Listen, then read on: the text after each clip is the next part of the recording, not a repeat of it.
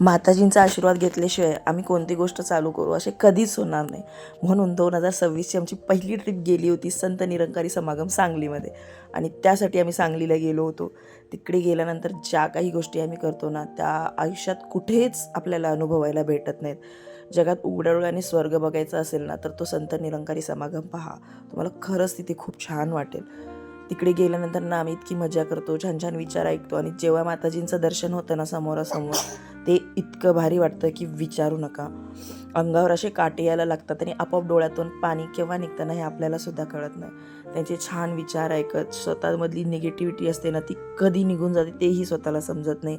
आणि आपण इतके छान फ्रेश होतो आणि इतका छान रिस्टार्ट भेटतो ना आपल्याला की विचारूच नका. तिकडून आलो, परत येऊन परत आपल्या कामांना चालू असतं आपलं गोंधळ गडबड. हा गोल्या आणि या दोघी अशा छान छान खेळत होत्या. त्यांचासुद्धा फर्स्ट अनुभव होता तरीसुद्धा खूप छान एन्जॉय करत होत्या. खूप मस्त वाटत होतं तिकडे गेल्यानंतर. तिकडून जाऊन आल्यानंतर जो काही अशी एक्साइटमेंट असते ना अंगामध्ये, की जोश असतो ना की विचारू नका. तो वर्षभर आम्हाला खूप छान पुरतो. बाकी वेळी सत्संग हा असतोच, पण तो समागम काही वेगळाच. बाय. Thank you for watching.